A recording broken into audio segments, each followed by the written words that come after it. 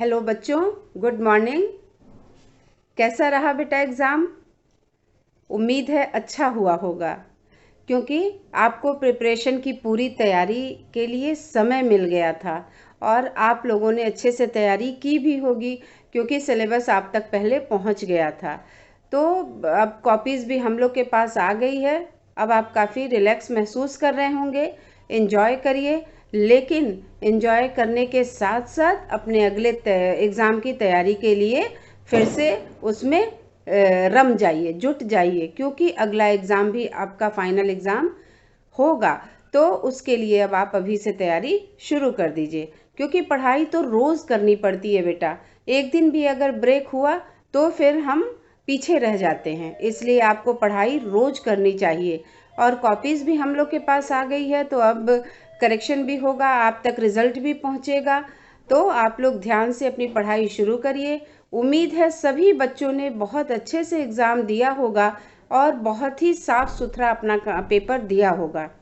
ठीक है, तो बेटा जब हम लोगों ने एग्ज़ाम से पहले जो संस्कृत का पाठ पढ़ना शुरू किया था, वो अहिंसाया जया था। उसको हम फिर से शुरू करने जा रहे हैं। तो शायद आप लोग उसको भूल भी गए होंगे, लेकिन जैसे ही आप चैप्टर देखेंगे शायद आपको फिर से याद आ जाएगा। तो अब हम उस चैप्टर को शुरू करते हैं। अब तो एग्ज़ाम का कोई प्रेशर आपके ऊपर है नहीं, इसलिए उस चैप्टर को फिर से ध्यान से पढ़िएगा और सुनिएगा।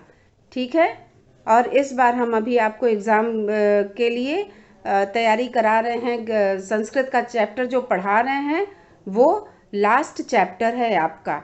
अगला चैप्टर आपका कटा हुआ है, अभी फ़िलहाल हमने कटवा दिया है उसको, और बाद में जब पढ़ाना होगा तो मैं उसको आपको पढ़ा दूंगी। लेकिन ये लास्ट चैप्टर है, फिर से मैं उसका फिर से पुनरावृत्ति कराऊंगी। ठीक है बेटा, तो इस उम्मीद के साथ कि एग्ज़ाम अच्छा हुआ होगा, मार्क्स का इंतज़ार करिए, रिज़ल्ट का इंतज़ार करिए। आपने जितना अच्छा लिखा होगा उतना ही अच्छा आपका रिज़ल्ट भी आएगा। ठीक है, तो शुरू करते हैं पाठ संस्कृत का अहिंसाया जया। तो बेटा हम लोग ये जो 16वां चैप्टर पढ़ रहे थे, अहिंसाया जया, षोडशः पाठ अहिंसाया जया। फर्स्ट पैरा मैंने आपको समझा दिया था। अब हम सेकेंड पैरा पढ़ेंगे, और ये अंगुलीमाल जो डाकू है उसके बारे में हम लोग पढ़ रहे थे।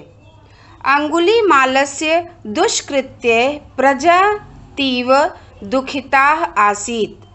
अंगुलीमाल के दुष्टतापूर्ण कार्य, दुष्कृत्य मतलब दुष्टतापूर्ण कार्य से प्रजा अत्यंत दुखी थी।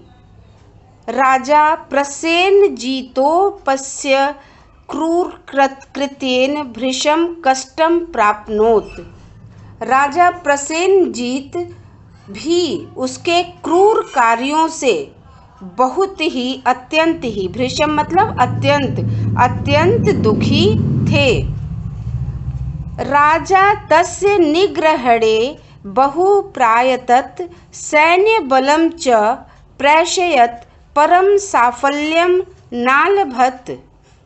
राजा ने उसे पकड़वाने के लिए, निग्रहण मतलब पकड़ने में, राजा ने उसे पकड़वाने के लिए बहुत ही प्रयास किए और सेना को भी उसे पकड़ने के लिए भेजा। परम साफल्यम नालभत, परंतु सफलता नहीं मिली। नालभत मतलब नहीं प्राप्त किया। भगवतो बुद्धस्य शिष्यः प्रसेनजीतः तद विषये बुद्धं न्यवेदयत्। और भगवान बुद्ध के शिष्य थे प्रसेनजीत। भगवान बुद्ध के शिष्य प्रसेनजीत ने इस विषय में भगवान बुद्ध से निवेदन किया। न्यवेदयत मतलब निवेदन किया। बुद्धस्त दानीम अंगुलीमालस्य समक्षम धर्मुपदेष्टुं गतः परम सह बुद्धमवलोक्यं क्रूरतया हन्तुम अधावत्। बुद्ध उस अंगुलीमाल के समक्ष मतलब सामने धर्म का उपदेश देने के लिए गए, परंतु वह बुद्ध को देखकर क्रूरता पूर्वक मारने के लिए दौड़ा। हंतुम मतलब मारना, मारने के लिए दौड़ा। बुद्धम स्वतपोबलेन ज्ञानम प्रकाशयत। बुद्ध ने अपनी तपस्या के बल से ज्ञान का प्रकाश किया। बुद्धस्य करुणार्द्रभावं विलोक्य स चकितो भूतम तथा बुद्धस्य समक्षवनोतभवत्। मतलब बुद्ध ने अपने ज्ञान के बल से जब प्रकाश किया तो वो बुद्ध की करुणा और दया का भाव देखकर, करुणा और दया के भाव को देखकर अंगुलीमाल आश्चर्यचकित हो गया और बुद्ध के सामने झुक गया। बुद्धस्तदा धर्मस्य परहितस्य प्रेम्णः करुणायाश्च शिक्षाम त अपाठयत्। और बुद्ध ने उसको धर्म, प्रेम, करुणा और दया का भाव अर्थात दूसरों की भलाई करने की शिक्षा दी, अर्थात उसका पाठ पढ़ाया। बुद्धस्य उपदेश प्रभावाद अंगुलीमालस्य अज्ञानांधकारः नष्टः। बुद्ध के उपदेश के प्रभाव से अंगुलीमाल का जो अज्ञान का अंधकार था उसके समक्ष वो दूर हो गया, नष्ट हो गया। सह अंगुली नाम मालाम छित्वा खड्गम प्राक्षिपत। उसने अंगुलियों की माला तोड़कर और तलवार, खड्ग मतलब तलवार को फेंक दिया, प्राक्षिपत मतलब फेंक दिया। उस स पर पीडनम हिंसा च परित्यज्य दया भावम प्राप्नोत।